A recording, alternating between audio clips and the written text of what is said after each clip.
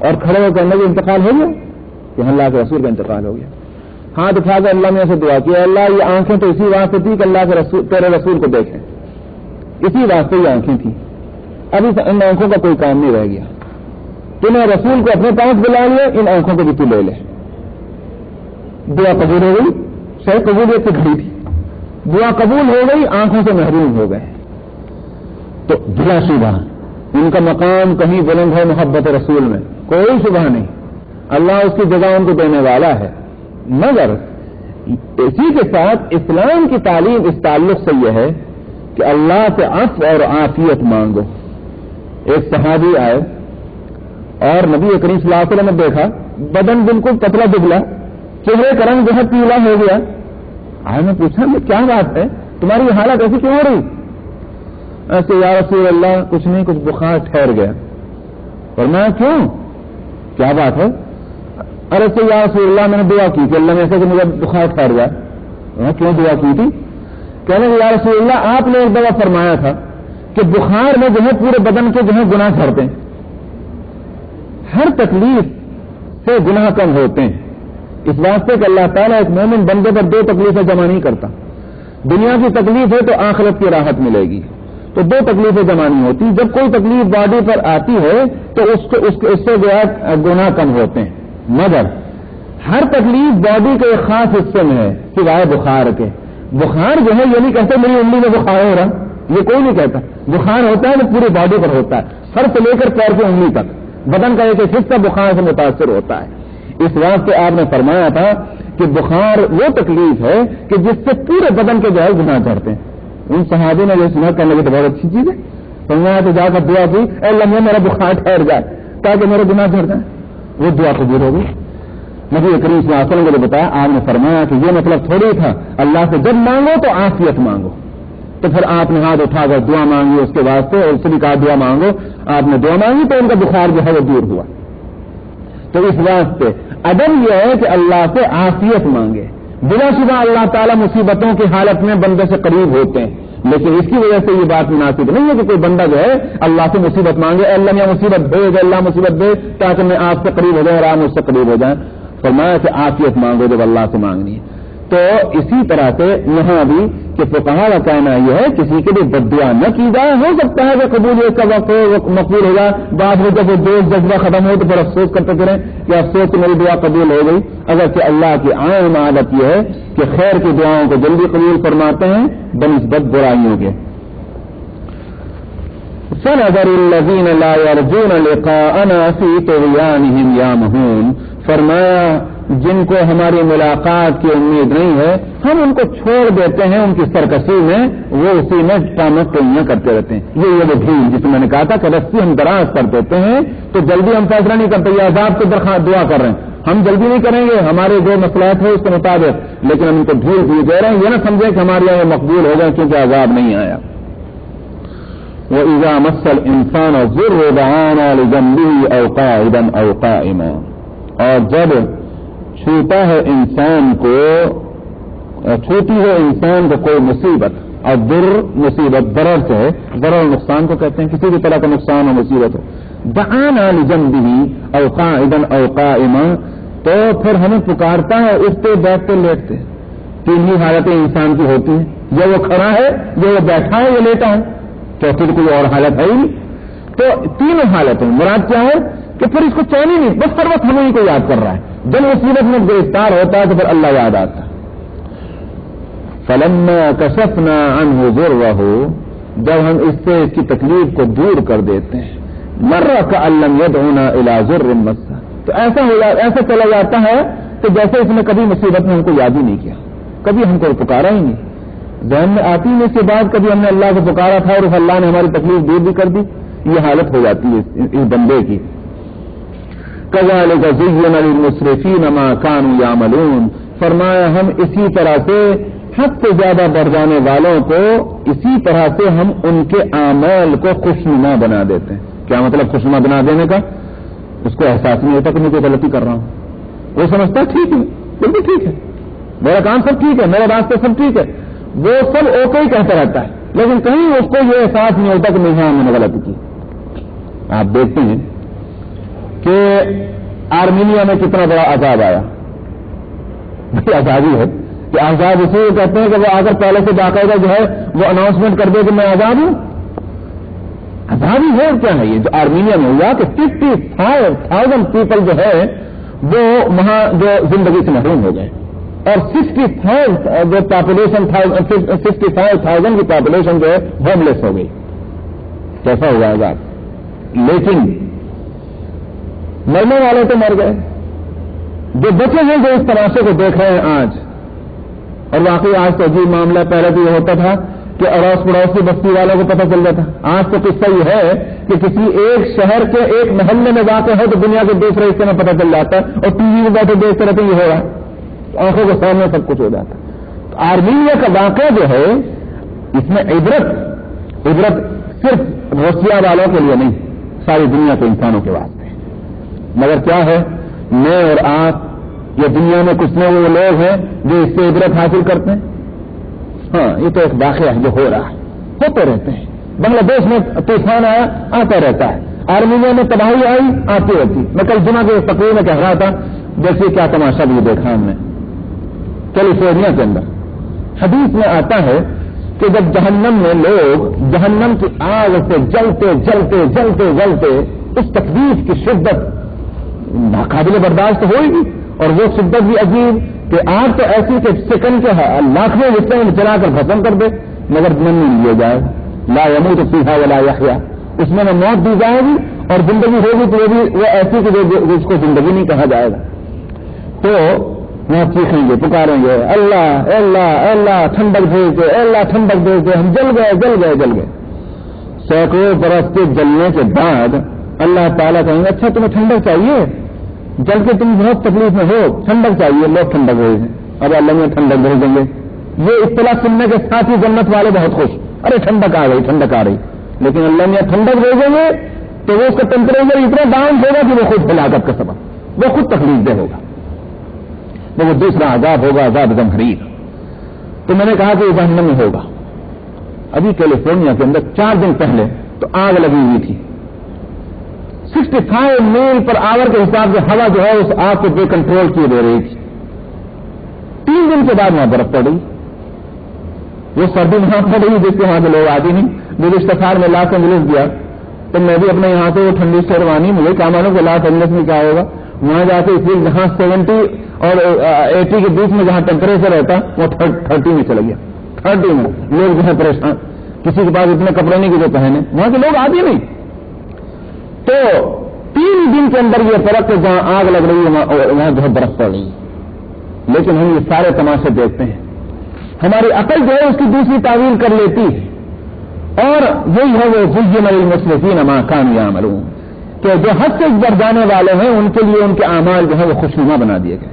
ہم جو سوچ رہے ہیں بالکل ٹھیک سوچ رہے ہیں، لیکن یہ کوئی یہ سوچتا کہ یہ اللہ کا عذاب ہے، ہمیں اللہ سے توبہ مانگنی چاہیے. یاد رکھیے عذاب جب آتا ہے تو جو اس کے زد میں ہوتے ہیں وہ تو ہلاک ہو جاتے ہیں. لیکن یہ نہ سمجھا جائے کہ وہ مجرم وہی تھے جو اس عذاب میں گرفتار ہوئے. ہم نے کوئی قصور نہیں کیا، کیونکہ عذاب ہمارے اوپر نہیں آیا، ان کے آئے لہٰذا ہم نے کوئی قصور نہیں کیا. نہیں، یہ بتلائیے کسی کا بچہ مر جائے یا کسی گھر کا ایک فرد مر جائے، فیملی کا ایک ممبر جو ہے مر جائے، تکلیف اس کو ہے کہ نہیں ہے؟ لیکن جو زندہ ہیں ان کو تکلیف ہے کہ نہیں؟ کیوں تکلیف ہے؟ مرا تو ہے، تم کہاں کی تکلیف اٹھاتے سر؟ آپ کہیں گے جو ہم دیکھ رہے ہیں مرتے کو دیکھنا جو ہے یہ ہمارے لیے تکلیف دے. سمجھ نہیں بات یہ. تو اللہ کا عذاب جو آتا ہے یہ نہیں سمجھنا چاہیے کہ جن پر عذاب آیا وہی مجرم ہے، ہم تو بہت اچھے ہیں. ہمارے لیے وہ اس اعتبار سے اس میں عذاب ہے کہ ہم دیکھ رہے ہیں. سمجھ ہم دیکھ رہے ہیں کہ لوگ اس طرح سے تباہ ہوئے ہیں. اللہ نے ان کو ہلاک کیا، ہم کو دکھلایا اور ہم کو تھوڑا سا موقع دے دیا، اب بھی تم باز آتے کہ نہیں باز آتے. یہ مہربانی ضرور کی اللہ نے ہمارے اوپر کہ ہم کو مہلت دے دی، لیکن اس میں یہ سمجھنے کی کوئی گنجائش نہیں ہے کہ ہم یہ سمجھ بیٹھے قصوروار وہی تھے، ہم نہیں. اس بات کو ذہن میں رہنا چاہیے. تو اس لیے فرمایا کہ کذالک زین للمسرفین ما كانوا يعملون، ہم اسی طرح سے حد سے زیادہ بڑھ جانے والوں کو ہم خوشنما بنا دیتے ہیں. ما كانوا يعملون، جو کچھ وہ کیا کرتے تھے وہ چیزیں. وَلَقَدْ أَهْلَكْنَا الْقُرُونَ مِنْ قَبْلِكُمْ لَمَّا ظَلَمُوا وَجَاءَتْهُمْ رُسُلُهُم بِالْبَيِّنَاتِ. باقی جہاں تک عذاب کا تعلق ہے یہ تو میں اب جیسے میں ابھی سنایا قرآن شریف اسی طرح بتا رہا ہے. دیکھو کتنے ہم نے قرون کرنے کی جمع ہے, کتنے زمانے ہم نے ہلاک کیے ہیں, برباد کر دیے ہیں. زمانوں سے مراد ان زمانوں میں رہنے والے. بربادی بھی دو طرح کی ہے, مفسرین نے بہت خوب لکھا ہے, ٹھیک لکھا ہے. بربادی دو طرح کی ہے, یہ ہلاکت دو طرح کی ہے. یہ تو ہلاکت اس طرح کی ہے کہ وہ پوری بستی اس طرح سے ختم ہو گئی کہ ایک فرد نہیں بچا, جیسے آرمینیا میں ہوا. یہ بھی ہلاکت ہے.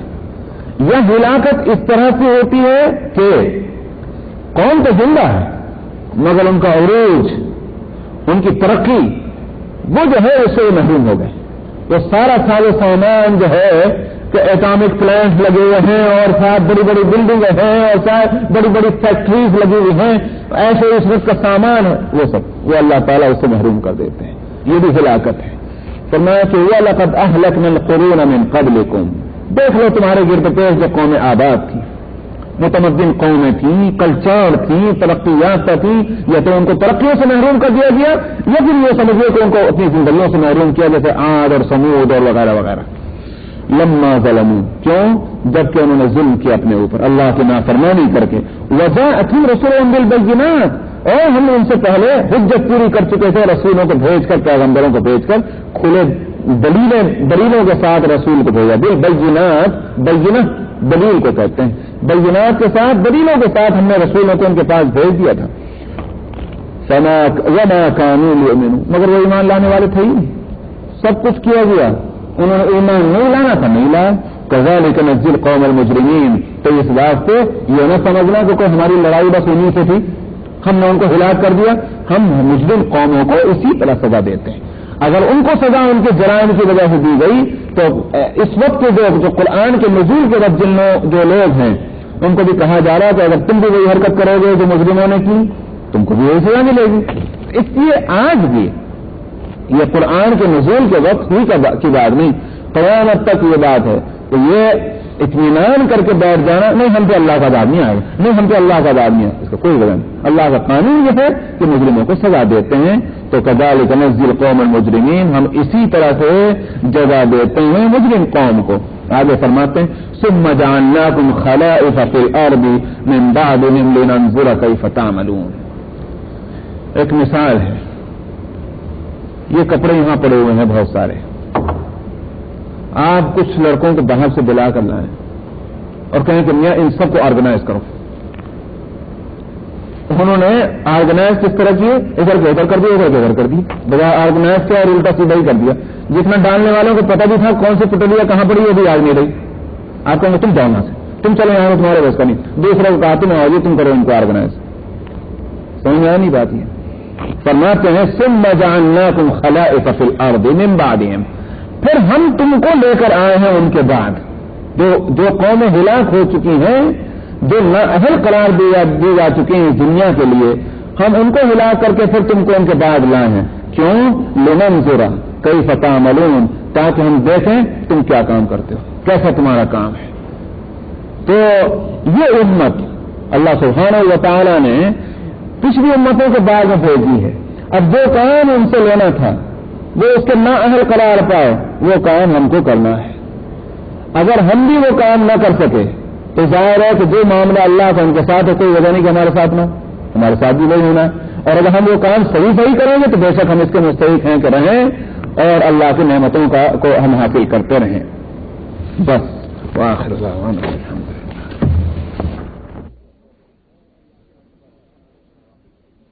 بسم الله الرحمن الرحيم.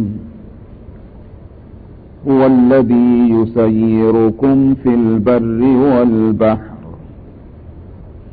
حتى إذا كنتم في الفلك وجرين بهم بريح طيبة وفرحوا بها جاءتها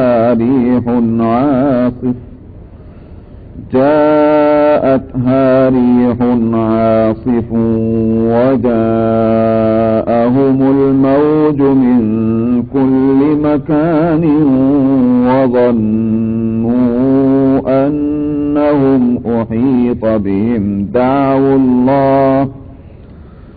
دعوا الله مخلصين له الدين لئن أنجيتنا من هذه لنكونن من الشاكرين فلما أنجاهم إذا هم يبغون في الأرض بغير الحق يا أيها الناس إنما بغيكم على أنفسكم متاع الحياة الدنيا ثم إلينا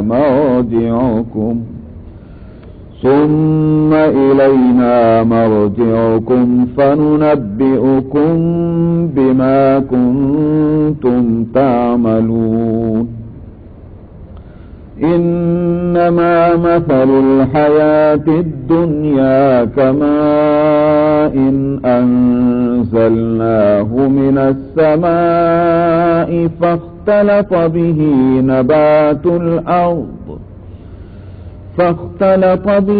نبات الأرض مما يأكل الناس والأنعام حتى إذا أخذت الأرض زخرفها وزينت وظن أهلها أنهم قادرون عليها أتاها أمرنا ليلا أو نهارا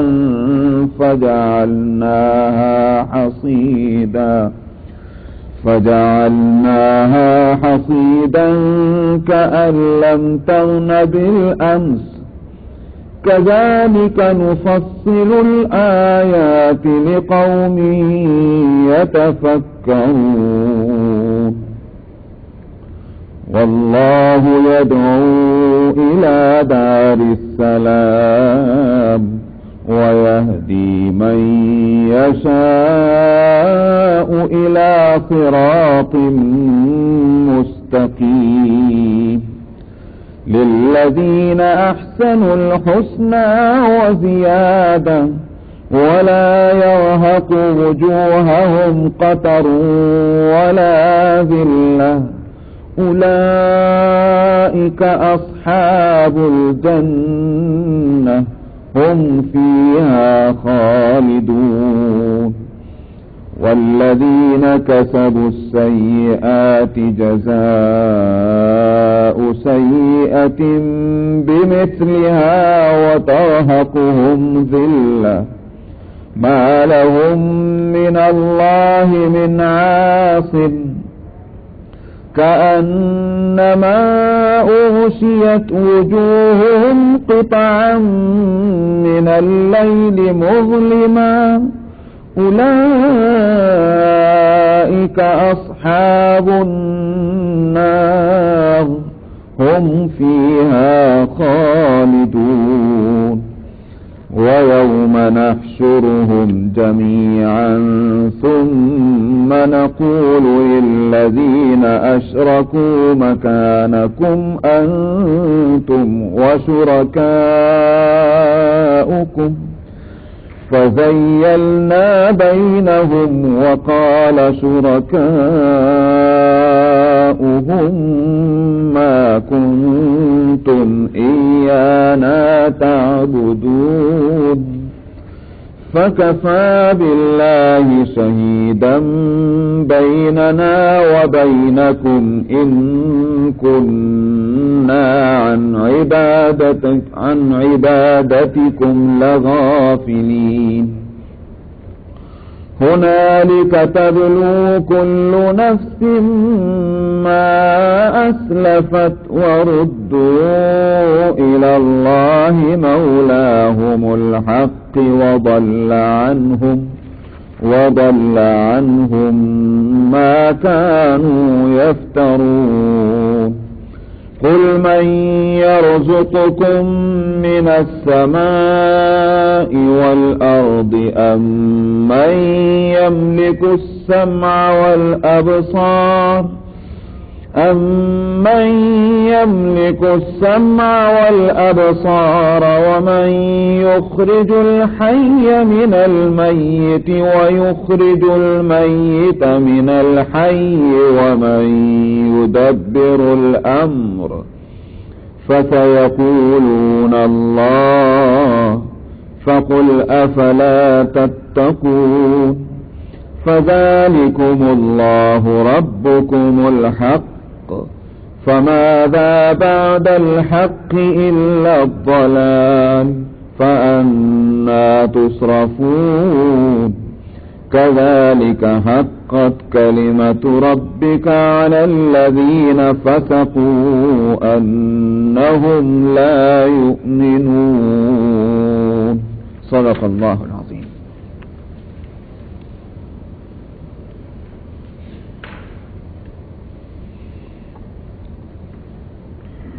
گزشتہ آیت میں فرمایا تھا کہ جب کسی مصیبت کے بعد ان کو کوئی راحت ملتی ہے تو یہ اپنی چال بازیوں میں لگ جاتے ہیں. آپ ان کو بتائیے کہ اللہ کی تدبیریں زیادہ فوری اور زیادہ گویا جلدی اثر انداز ہونے والی ہیں اور ہمارے فرشتے تمہاری حرکتوں کو اور چال بازیوں کو لکھتے ہیں. تو گویا اللہ عقیدہ توحید کی طرف اور اللہ سبحانہ و تعالیٰ کی وسیع قدرت کی طرف متوجہ کیا گیا تھا مشرکین اور کفار کو. یہاں فرماتا ہے کہ هو الذی یسیرکم فی البر والبحر، وہی وہ ذات ہے کہ جو تم کو خشکی اور تری میں لے کے جاتا ہے. آدمی خود چلتا، لیکن سوال یہ کہ جو وسائل اور ذرائع اور بدن کی جو طاقت کے چلنے میں استعمال ہوتی ہے یہ کس کی دی ہوئی ہے؟ تو خطرات سے انسان محفوظ رہ کر کے اور منزل تک پہنچ جائے، یہ اللہ کی مدد اور نصرت کے بغیر کیسے ہو سکتا ہے؟ رات دن کاریں ٹکراتی ہیں، رات دن جہازوں کے ایکسیڈنٹ ہوتے ہیں. سمجھ میں آیا؟ ارادہ کہیں کے جانے کا تھا، پہنچ گیا اللہ میاں کے ہاں. تو یہ کیا ہو رہا ہے؟ ظاہر ہے کہ اللہ کی طرف سے ہے. تو اپنے منزل پر کوئی پہنچ جائے یہ اللہ کی مدد کے بغیر نہیں ہوتا. فرماتے ہیں هو الذی یسیرکم فی البر والبحر، تری اور خشکی میں وہی تم کو لے کے جاتا ہے. حتی اذا کنتم فی الفلک، فرمایا کہ اس زمانے کے اعتبار سے بہترین مثال تو سمندر کے سفر کی ہے، اور آج کے حساب سے ٹھیک مثال فٹ بیٹھتی ہے ہوائی جہاز کے سفر میں، ایروپلین کے سفر میں. حتی اذا کنتم فی الفلک، مگر پھر بھی جو قرآن مثال دیتا ہے وہ عجیب مثال ہے سمندر کے سفر کی. اس لیے کہ جہاز میں پھر وہ بات پیدا نہیں ہوتی. ہوائی جہاز میں خطرہ تو ہے، اور اس خطرے سے اگر خطرہ پیش آ جائے ہوائی جہاز کو بچنے کی کوئی صورت نہیں. اسی واسطے ہمارے یہاں ایک بزرگ تھے، وہ کہا کرتے تھے کہ بھئی یہ ہوائی جہاز جتنا سہولت کا ہے اتنا ہی خطرناک بھی ہے. اس واسطے کہ اور کسی سواری کو کوئی خطرہ پیش آ جائے زمین پہ تو ٹھہری ہوئی ہے، مگر ہوائی جہاز کو خطرہ پیش آ جائے تو ٹھہرنے کا سواری نہیں، زمین میں آگے گرتا. تو صحیح ہے، مگر اس کے باوجود سمندر کے سفر کی جو مثال دیتا ہے قرآن، اس کے اندر ایک خاص نقطہ ہے. اسی واسطے قرآن پاک میں یہ مثال بار بار دی گئی ہے. تو اس کو میں بتاتا ہوں. هو الذی یسیرکم فی البر والبحر حتی اذا کنتم فی الفلک، یہاں تک کہ جب تم بوٹ میں ہو، شپ میں ہو. وجرین بہم بريح طیبۃ، اور وہ موافق ہوا کے سہارے چلی جا رہی ہے کشتی. ہوا موافق ہے. آج بھی ہوا کی موافقت بڑی اہم ہے، اگرچہ مشینوں سے جہاز چلتا ہے. ہوا اگر ناموافق ہو جائے، جس کو آگے بتائیں گے، تو کتنے بھی مشینیں چلیں جہاز کی، جہاز پر بیکار ہے. وَفَرِحُوا بِهَا، اور مگن ہیں. چنانچہ آج کل کتنے ایڈ آتی ہیں سمندر کے سفر میں، ساتھ یہ عیش کیجئے، یہ عیش کیجئے، یہ عیش کیجئے.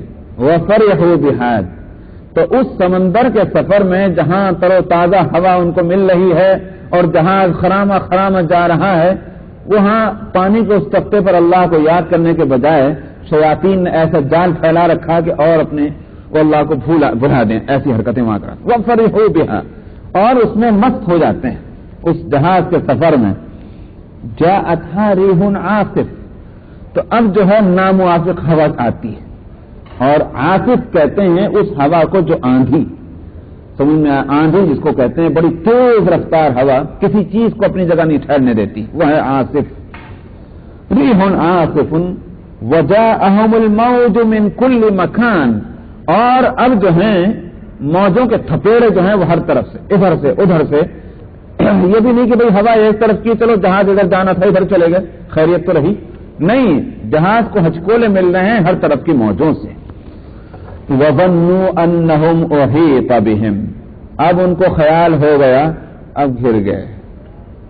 یہ ہے وہ بات جس کو میں کہہ رہا تھا کہ بہت اہم ہے سمندر کے سفر میں، اس لیے کہ ہوائی جہاز کے ایروپلین کے سفر میں خطرہ پیش آیا، آنن فانن جو ہے وہ آدمی جو ہے وہ موت کے منہ میں چلا جاتا ہے، سوچتا ہی نہیں آدمی کہ کیا ہونے جا رہا ہے۔ لیکن سمندر کے سفر میں موجیں انسان کو اس کے دماغ ٹھکانے لگا دیتی ہیں، وہ سارے نشے جو ہیں اس کے حرم ہو جاتے ہیں کہ جو اب تک تھے، اس کو اتنا موقع ملتا ہے اس طوفان کے اندر کہ وہ سوچتا ہے کہ میں کہاں گر گیا۔ فرمایا کہ وَظَنُّوا أَنَّهُمْ أُحِيطَ بِهِمْ، اور ان کو خیال ہو جاتا ہے کہ اب ہم گر گئے۔ دعوا اللہ مخلصین لہ الدین، اب کوئی یاد نہیں آتا، اس وقت اللہ ہی کو بڑے ہی اخلاص کے ساتھ پکارتے ہیں، چاہے وہ ہندو ہو، چاہے وہ مسلمان ہو، چاہے وہ سکھ ہو کہ کرسچن ہو کہ وہ بدھسٹ ہو یا جوس ہو، کچھ بھی ہو، سب جو ہیں وہ اس وقت اللہ کو پکارتے ہیں، سارے آسرے ختم۔ دعوا اللہ مخلصین لہ الدین لئن انجیتنا من هذه لنکونن من الشاکرین، اس وقت یوں کہتے ہیں اے خدا اگر آج تم نے اس مصیبت سے بچا لیا تو ہم تیری قدر ہمیشہ کرتے رہیں گے، اور ہم تیری عبادت کرتے رہیں گے، تیرے حکموں پر چلتے رہیں گے، ہم فلانے گناہوں سے بچ جائیں گے جو اب تک کرتے رہیں۔ اس وقت بڑی توبہ ہوتی ہے پکی۔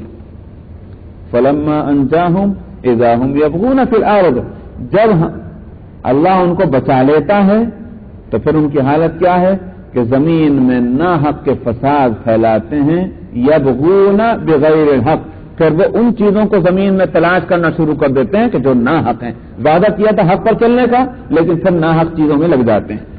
یا ایھا الناس انما بغیکم علی انفسکم متاع الحیات الدنیا، اللہ تعالیٰ اس مثال کو دینے کے بعد فرماتے ہیں اے لوگو، یہ تمہاری سرکشی جو ہے ہمارا کچھ نقصان نہیں ہوتا، تمہارا اپنا نقصان ہے۔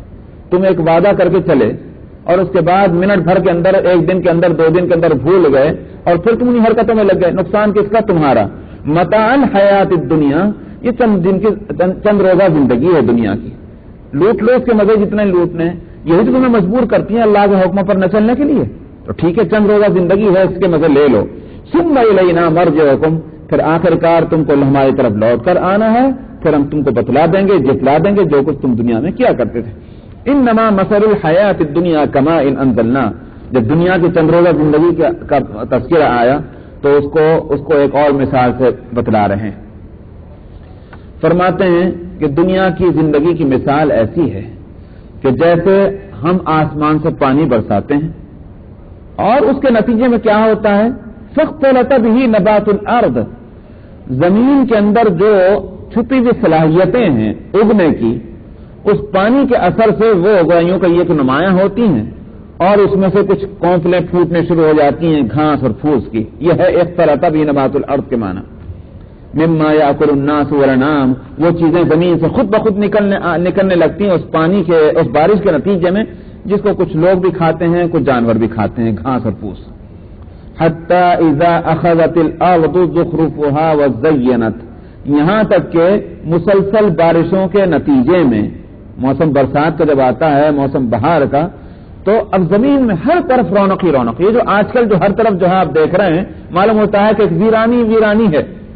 جب بارشیں برسیں گی اور موسم جو ہے وہ اسپرنگ کا اور بہار کا آئے گا تو اب زمین کا جو حصہ ہے رونق کا وہ پورا اس کو مل جاتا ہے۔ حتی اذا اخذت الارض زخرفها وزینت، زمین اپنی پوری رونق حاصل کر لیتی ہے اور خوشنما ہو جاتی ہے زمین۔ اب آئے گی اسپرنگ کا موسم، آپ دیکھ لیجیے کتنی خوبصورت زمین ہو جائے گی۔ وظن اہلها انہم قادرون علیہا، تو اب زمین پر بسنے والے یا زمین کے مالک، جتنی زمین ان کے پاس ہے، تو اس کے مالک یہ سمجھنے لگتے ہیں اب کھیتیاں تیار ہیں، اب پھل اور فروٹ بالکل پکے ہیں، بس اب ہمارے ہو گئے، اس سے یوں فائدہ ہوگا، یوں ہوگا، یوں ہوگا. انہم قادرون علیہا، قدرت ہوگی ان کو ان ساری چیزوں پر. اتاہا امرنا لیلا او نہارا، ہمارا حکم رات میں یا دن میں کسی وقت پہنچ جاتا ہے. فجعلناها حصیدا، اس کا بھوسا بنا ڈالتے ہیں ہم اس کا. کأن لم تغن بالامس، جیسے یہاں کل کچھ تھا بھی نہیں. ٹھیک وہ واقعہ جو سورہ نون کے اندر آتا ہے کہ انا بلوناہم کما بلونا اصحاب الجنہ اذ اقسموا لیصرمنها مصبحین ولا یستثنون. اس کا واقعہ اس طرح سے کہ ایک شخص زمین جائیداد کا مالک تھا، باغات بھی تھے، کھیتیاں بھی تھیں، تو اس کے اولاد تھی، اچھے فیملی تھی، کھاتا پیتا گھرانہ تھا.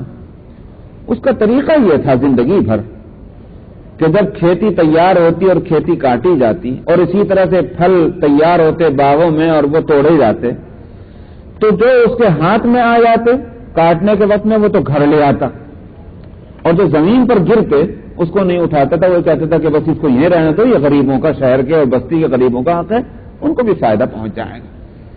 تو ان کو کھانے کو پھل بھی مل جاتے تھے، غریبوں کو غلہ بھی مل جایا کرتا تھا غریبوں کو. اسی طرح سے دن گزرتے رہے یہاں تک کہ اس کا انتقال ہو گیا. بیٹے جوان ہو گئے، اب سارا کاروبار زندگی کا بیٹوں کے ہاتھ میں آیا. تو پہلی فصل جو آئی تیار ہوئی تو بیٹوں نے کہا کہ ہمارا باپ بڈھا بے وقوف تھا، وہ اس طرح سے اتنا حصہ جو ہے اپنی ملکیت کا یوں ضائع کرتا تھا. کیا حق ہے صاحب ان کا بستی والوں کا کہ ہمارے کھیتوں میں آ کر لیں؟ ہم تو یہ نہیں دیں گے، اس لیے کہ اس کے تو بڑے پیسے بنتے ہیں، ہزاروں روپئے کا نقصان ہوتا تھا، اس طرح سے ہم نہیں کریں گے. تو مشورہ یہ ہوا کہ بھائی نہیں کرنے کی صورت کیا ہو. اس واسطے کہ گاؤں کے غریبوں کو تو عادت پڑی ہوئی ہے، جب ہم لوگ چلتے ہیں کھیت کی طرف اور کاٹنے کا سامان لے کر کے تو سب کو پتہ بھی جاتا ہے، سب آ جاتے ہیں، ہم سب کو کیسے دھکا دیں گے.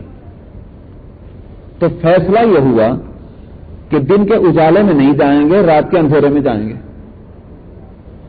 تو رات کو جب رات ہوئی تھوڑا ذرا سوئے اور اس کے بعد ایک دوسرے کو چپکے چپکے اٹھا رہے، اٹھ جا دیکھو چلو جلدی سے صبح ہونے کو جا رہی ہے.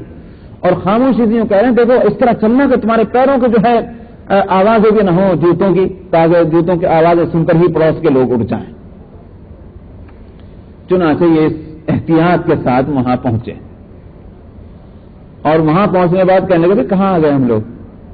کہنے کے پتہ نہیں کہاں آ گئے، تو کون سی جگہ ہے بھائی، ہمارے کھیت پہ تو ہے نہیں، ہم وہ رات کے اندھیرے میں کہاں پہنچ گئے. اب ابراہیم ذرا نظر دوڑائی تو کہنے لگے جگہ تو اپنی ہی ہے، اس لیے دیکھو فلاں پتھر فلاں جگہ ہے، فلاں چیز فلاں جگہ ہے، زمین تو اپنی ہے مگر کھیت کہاں گیا. عجیب وہ باغ کہاں گئے، نہ باغ رہا نہ کھیت رہا، کہاں گئے. قرآن شریف اس کے لیے ایک عجیب لفظ یہاں لاتا، فطاف علیہا طائف من ربک وہم نائمون فاصبحت کالصریم. ایک گھومنے والا گھوم کے چلا گیا راتوں رات، وہ سو رہے تھے اس وقت. تو وہ فیصلہ کر کے یہ سوچ ہے کہ ہم غریبوں کو نہیں پہنچنے دیں گے اور ہم کاٹ کر لے آئیں گے، اور ہمارا باپ بے وقوف تھا جو یہ حرکت کرتا تھا. یہ فیصلہ کر کے ذرا دیر کے لیے آنکھ لگائی تو فرماتے ہیں کہ اتنا وہ سو رہے تھے اتنا گھومنے والا گھوم کے چلا گیا. وہاں کیا گھومنے والا گھوم کے گیا، فاصبحت کالصریم، وہ ساری کھیتی ایسی ہو گئی یہ چورا، یہ ہو گیا اس کا. وہ گھومنے والے نے اس طرح سے گھوم کر گیا وہاں سے. فتنادوا مصبحین ان اغدوا علی حرثکم فانطلقوا وهم يتخافتون. آہستہ آہستہ وہ تو خرامہ وہاں پہنچے کہ جوتوں کی آواز بھی نہ پہنچی. وہاں جا کر کہنے انا لضالون بل نحن محرومون، کہنے لگے ہم کہیں غلط جگہ پہنچ گئے. جب پتہ چل گیا نہیں غلط جگہ نہیں، اپنے کھیت پہ آئے، بل نحن محرومون، ہائے ہم تو لوٹ گئے، آج ہم تو لوٹ گئے. تو قال اوسطهم الم اقل لكم لولا تسبحون. ان میں بیچ کا جو تھا بھائی اس نے کہا میں تم سے نہیں کہتا تھا کہ اللہ کو مت بھولو، اللہ بڑی قدرت والے ہیں، تم اس طرح کا فیصلہ مت کرو. تو یہاں حاصل یہ ہے کہ اللہ سبحانہ و تعالی کو یہ طاقت ہے، یہ قدرت ہے کہ وہ لہلہاتے کھیتوں کو جو جن کے سرسبز اور شاداب ہونے میں کئی مہینے لگے ہیں اور کئی بہت سے وسائل اور ذرائع اس میں استعمال ہوئے ان کو تیاری میں، لیکن ان کو برباد کرنے کے اندر 1 منٹ بھی نہیں لگتا. اس لیے یہاں فرمایا کہ اتاہا امرنا لیلا او نہارا، ہمارا حکم پہنچ جاتا ہے رات کے کسی حصے میں یا دن کے کسی حصے میں، کوئی وقت مقرر نہیں ہے. فجعلناها حصیدا، ہم اس کو کٹی ہوئی کھیتی کی طرح سے بنا دیتے ہیں. کأن لم تغن بالامس، جیسے یہاں کچھ کل تھا ہی نہیں.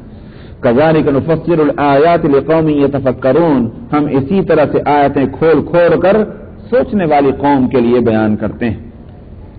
واللہ يدعو الى دار السلام ويهدي من يشاء الى صراط مستقیم، اللہ تم کو بلاتا ہے دار السلام کی طرف. تو اشارہ اس طرف ہے کہ دیکھو دنیا کا یہ ساز و سامان تم کو کدھر بلا رہا ہے؟ بلا رہا ہے تمہیں دار الفنا کی طرف. یہ ہر چیز فنا کے گھاٹ اترنے والی ہے، کسی چیز کو جو ہے وہ استقلال اور استقامت نہیں ہے، ہر چیز فنا ہونے والی. لیکن اللہ تم کو کس چیز کی دعوت دیتا ہے؟ دار السلام کی. سلامتی، پائیداری، وہ چیز کہ جو محفوظ رہنے والی ہے، نہ ختم ہونے والی ہے، اس گھر کی اللہ سبحانہ و تعالی دعوت دیتے ہیں. مراد اس سے جنت ہے. جنت کی صرف یہی ایک خصوصیت نہیں ہے کہ جنت جو ہے وہ نعمت بھری جگہ ہے، بلکہ اس سے بڑھ کر خصوصیت یہ ہے کہ وہ ہمیشہ کا گھر ہے. دنیا کے اندر دنیا میں یہ ہے ایک تندرست ہے مگر اس کی تندرستی ہمیشہ کے لیے نہیں. ایک مالدار ہے مگر ہمیشہ کی مالداری نہیں، کسی حالت کو بھی قرار نہیں. اسی واسطے نہ غربت کو قرار، نہ مالداری کو قرار، نہ پریشانی کو قرار، نہ راحت کو قرار. اسی لیے سورہ انشراح کے اندر اللہ تعالی نے فرمایا مسلمانوں کو خطاب کرتے ہوئے، اور یہ سورت چونکہ مکی ہے، سورہ انشراح مکہ مکرمہ میں نازل ہوئی ہے، ان دنوں میں کہ جن دنوں میں ہر طرف سے پتھروں کی بارش ہوا کرتی تھی مسلمانوں پر، خود نبی کریم صلی اللہ علیہ وسلم کے اوپر ہر طرف سے مصیبتیں تھیں. کہیں روشنی کی کوئی کرن ایسی نظر نہیں آتی تھی کہ جس سے یہ آنکھ بنے اور یہ امید قائم ہو کہ ہمارے دن اچھے آنے والے ہیں. اس وقت تو ہر طرف تاریکی تھی. ان حالتوں میں یہ صورت نازل ہوئی. فرمایا کہ ان مع العسر یسرا، ان مع العسر یسرا، 2 مرتبہ فرمایا تھی واسطے. ہر تنگی کے ساتھ راحت ہے، ہر تنگی کے ساتھ راحت ہے. خوب یاد رکھ لو یہ آج کے دن تنگی کے جو ہیں یہ ہمیشہ رہنے والے نہیں ہیں، یہ ختم ہونے والے ہیں. تو نہ دنیا میں تنگی کو قرار ہے، نہ آرام اور راحت کو قرار ہے. جنت کے اندر تو یہ ہوگا کہ آرام بھی ملے گا اور ہمیشہ کے لیے آرام ملے گا. اور وہاں یہ نہیں ہے کہ بھئی آج کا جوان کل کا بوڑھا، آج کا بچہ کل کا جوان، سمجھنا آج کی زندگی کل کی موت، آج کی تندرستی کل کی بیماری. یہ صورت وہاں نہیں ہوگی. تو اس واسطے دار السلام جنت کو کہا جاتا ہے. واللہ یدعو الی دار السلام، اور اللہ تم کو دار السلام کی طرف پکارتا ہے. تو جنتوں کے ناموں میں سے ایک نام ہے. وَيَهْدِي مَن يَشَاءُ إِلَى صِرَاطٍ مُسْتَقِيمٍ، اور ہدایت دیتا ہے اللہ صراط مستقیم کی جس کو چاہتے ہیں. 2 چیزیں ہیں.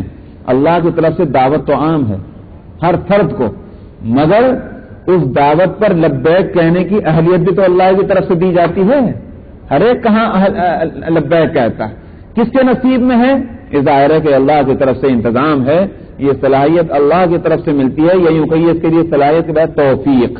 اللہ کی طرف سے توفیق بندے کو ملنا کہ وہ اس دعوت کو قبول کر لے اور اس کو سمجھ جائے اور اس پر چل پڑے، اس کے تقاضوں کو پورا کرے. فرمایا کہ اللہ جس کو چاہتے ہیں ہدایت دیتے ہیں صراط مستقیم کی. للذین احسنوا الحسنى وزیادہ، جن لوگوں نے نیکی کی ہے ان کے ساتھ اللہ سبحانہ و تعالی اچھا معاملہ فرمائیں گے، انہی کے واسطے اچھائی ہوگی. وزیادہ، اور اضافے کے ساتھ. اس کی صورت یہ ہے کہ اچھائی کا بدلہ اچھائی سے ملے گا، مگر جتنا بدلہ ہے اس کو وہ اصل تو ہے. مثال کے طور پر 100 ڈالر کے بدلہ کس طرح سے ملنا ہے وہ اللہ دیں گے، لیکن اتنا ہی بدلہ نہیں بلکہ اس کو 10 گنا اضافہ بھی کریں گے. 10 گنا اور اس کے علاوہ 700 گنا تک جو ہے قرآن شریف کے اطلاع کے مطابق اعمال کا جو ہے کی جزا کئی 100 گنا تک ملنی ہے. وہ ہے وزیادہ. وزیادہ کے ایک اور بھی معنی ہے اور یہ حدیث سے معلوم ہوتے ہیں. اور وہ یہ ہے کہ للذین احسنوا الحسنی کے معنی تو یہ ہے کہ جتنے اعمال نیکی کے دنیا میں کیے ان کے بدلے میں ایک ایک عمل کے بدلے میں وہاں جزا مل جائے گی جنت کے اندر. وزیادہ کی صورت کیا ہوگی؟ جس کو حدیث میں فرمایا کہ جب اہل جنت جنت میں پہنچ جائیں گے تو اللہ تعالیٰ ان سے پوچھیں گے کہ تم خوش بھی ہو جنتوں میں؟ عرض کریں گے خداوند خوش کیوں نہیں ہوں گے؟ ہر چیز تو یہاں آرام کی ہے، راحت کی ہے، جن چیزوں کا ہم تصور بھی نہیں کرتے تھے وہ بھی چیزیں یہاں ہم کو مل گئی ہیں تو ہم بہت آرام سے ہیں، بہت خوش ہیں. اللہ تعالیٰ فرمائیں گے کچھ اور، وہاں کچھ اور سمجھ میں کہاں آئے گا؟ کچھ اور کوئی جواب نہیں اہل جنت کی طرف سے کہ ہم اور کیا مانگے، ہمارے تو سمجھ میں کچھ نہیں آ رہا ہے. اللہ تعالیٰ اس وقت پردے ہٹا دیں گے اور اللہ سبحانہ و تعالیٰ کی ذات کا دیدار ہوگا اہل جنت کو. اس وقت جنتیوں کو معلوم ہوگا ارے ساری نعمتیں ہیچ ہیں اس نعمت کے مقابلے میں، کسی نعمت کے اندر وہ مزہ نہیں جو آج مزہ آیا ہے اللہ کے دیدار میں. یہ ہے وہ وزیادہ، للذین احسنوا الحسنی وزیادہ، جنہوں نے دنیا میں نیکی کی ہے ان کو اچھا بدلہ ملے گا اور ساتھ میں اضافہ بھی ہوگا، تو وہ ہے وزیادہ. احسن قرآن پاک میں یہ احسان کا لفظ شریعت میں جب آتا ہے ترجمہ اس کا اردو کے اندر ہم نیکی کا کر دیتے ہیں، مگر واقعہ یہ ہے کہ یہ ترجمہ جو ہے وہ پورے اس لفظ کی خوبیوں کو شامل نہیں ہے. آپ اردو میں احسان جب لفظ بولتے ہیں اس کے کیا معنی لیتے ہیں؟ احسان کے معنی آپ اردو میں اس کے سوا اور کچھ نہیں لیتے کہ بھئی جتنا حق تھا اس سے زیادہ دیا، یہ تو احسان ہے. حق جتنا ہے وہ دینا، تو یوں کہیے کہ آپ نے قرض اتار دیا، آپ نے اپنا جو فریضہ تھا وہ ادا کیا، ڈیوٹی تھی وہ ادا کی. احسان کب کہیں گے کہ جتنا مطالبہ تھا، جتنا ضروری تھا، حق تھا، اس سے زیادہ کوئی کام کرنا. یہی معنی شریعت میں ہیں بھی دراصل. اللہ سبحانہ و تعالی نے انسان کو جن اعمال کا، جتنے اعمال کا مکلف بنایا ہے اتنے عمل تو کرے ہی، مگر اس کرنے کے اندر بھی دو صورتیں ہیں. ایک صورت تو یہ ہے کہ بھائی ڈیوٹی ہے تو کرنا ہی ہے، ایک تو صورت یہ ہے مثلا نماز کا وقت آیا، ہاں بھائی نماز پڑھنی ہے. بھائی کیوں پڑھنی ہے؟ دل میں خیال یہ کہ فرض جو ہے اللہ نے فرض کر دیا ہے نماز کو، اس بات سے پڑھ رہے ہیں ہم نماز. بالکل درست، اس لیے کہ اللہ کو قانون بنانے کا حق ہے اور قانون یہ بن گیا کہ مومن کو نماز پڑھنی ہے، نماز فرض ہے، ہماری ڈیوٹی ہے، لہذا ہم پڑھنے جا رہے ہیں. بالکل درست ہے. ایک تو یہ ہے عمل، اور ایک عمل کی صورت یہ ہے کہ نماز کا وقت آیا تو آدمی بے چین ہے، چین نہیں مل رہی اس کو جب تک نماز نہ پڑھ لے، اور جب نماز پڑھتا ہے تو اس کو ایسی خوشی حاصل ہوتی ہے کہ جیسے اس کو کوئی بہت بڑی نعمت مل رہی. نماز پڑھ کر اس کو ایسا اطمینان ہوتا ہے کہ جیسے کوئی بہت اچھا کام اس نے کیا، بڑی طبیعت خوش ہے، طبیعت میں بشاشت ہے، فرحت ہے. یہ ہے دوسری صورت. احسان اسی کو کہتے ہیں. عمل اتنا ہی کیا مگر دل کی خوشی کے ساتھ کیا، دل کے فرحت کے ساتھ کیا. ایک یہ تو عمل کی اتنی مقدار کی کیفیت کو کہا جائے گا احسان، لیکن عمل کی مقدار میں بھی اضافہ. مثلا نماز فرض ہے 4 رکعت، 4 رکعت پڑھ لی. اچھا صاحب 4 رکعتیں سنت بھی ہیں وہ بھی پڑھ لی، 2 اور بھی ہیں وہ بھی پڑھ لی سنت، مگر اب اس کے علاوہ یہ ہے کہ نفل بھی پڑھنا ہے. کوئی مطالبہ نہیں، اگر نہیں پڑھے گا تو گنہگار نہیں ہوگا، مگر اس کا دل یہ نہیں مطمئن ہوتا جب تک نفل بھی نہ پڑھے. نفل پڑھتا ہے، کیوں پڑھتا ہے نفل؟ اس لیے پڑھتا ہے کہ اس کو نماز کے اندر، نماز میں ایک سکون مل رہا ہے، نماز سے اس کو ایک لطف آ رہا ہے. کیوں؟ اس لیے کہ نماز ذریعہ ہے اللہ کے قرب کا، تو اللہ سے یہ قریب ہونا چاہتا ہے. اگر نہیں پڑھے گا تو کوئی اس کو ملامت نہیں کر سکتا، کوئی لان تان نہیں کر سکتا، کوئی مفتی فتویٰ نہیں دے گا کہ صاحب یہ شخص بڑا غلط ہے کہ نفل نماز نہیں پڑھتا. لیکن پھر پڑھ رہا ہے، اپنے شوق سے پڑھ رہا ہے، کسی نے اس کو تنخواہ دے کر مقرر نہیں کیا نماز پڑھنے کے بعد. یہ بھی احسان ہے. تو اعمال کی مطلوبہ مقدار سے اضافہ کرنا یہ بھی احسان، اور ان مطلوبہ مقدار کو بھی اس طرح سے ادا کرنا کہ جس سے دل کو خوشی حاصل ہوتی ہے، یہ بھی احسان ہے. اسی کو شریعت حدیث میں اس احسان کو ایک دوسرے انداز میں بھی بتلایا گیا. وہ حدیث جبریل ہے جس کو میں پہلے بھی بتلا چکا ہوں کہ حضرت جبریل حاضر ہوئے نبی کریم صلی اللہ علیہ وسلم کے پاس انسانی شکل میں اور ایک اجنبی انسان کی شکل میں. تو آ کر کے صحابہ کے مجمع میں نبی کریم صلی اللہ علیہ وسلم کے پاس پہنچ کر کے اور بالکل گھٹنے سے گھٹنا ملا کر بیٹھ کر کے پوچھا کہ ایمان کیا ہے؟ آپ نے جواب دے دیا. اسلام کیا ہے؟ وہ بھی آپ نے بتلا دیا. اس کے بعد اس نے سوال کیا کہ مل احسان یا رسول اللہ، احسان کیا ہے یا رسول اللہ؟ آپ نے فرمایا کہ ان تعبد اللہ کأنک تراہ فإن لم تکن تراہ فإنہ یراک. آپ نے فرمایا کہ احسان یہ ہے کہ تو اللہ کی عبادت کرے اس طرح کہ جیسے تو اس کو دیکھ رہا ہے. اور اگر یہ ممکن نہ ہو، یہاں تک تیری رسائی نہ ہو اس درجے تک، تو پھر اس طرح عبادت کرے اللہ کی کہ تجھے اس بات کا یقین ہو کہ اللہ تجھے دیکھ رہا ہے. تو یہاں یہ سوال نہیں کہ کون سی نماز، کتنی عبادت، مقدار کا سوال نہیں. جتنی عبادت کی جا رہی ہے وہ اس خوبی کے ساتھ کی جا رہی ہے کہ ذہن جو ہے پورے طور پر متوجہ ہے معبود کی طرف. یہ بھی احسان ہے. تو للذین احسنوا الحسنى، جو